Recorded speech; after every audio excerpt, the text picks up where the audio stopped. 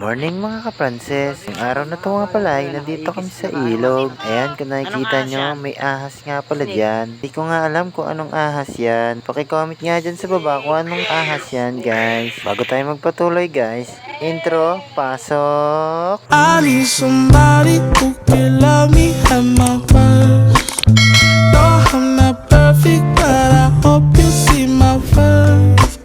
'Cause it's only you, nobody knew I put you first.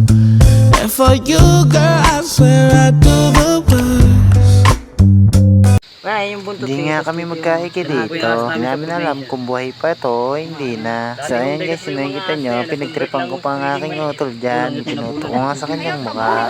Ayan guys, yung nakikita nyo naman yung view. Sobrang ganda. Para kang nasa ilog. Ilog na nga pala to.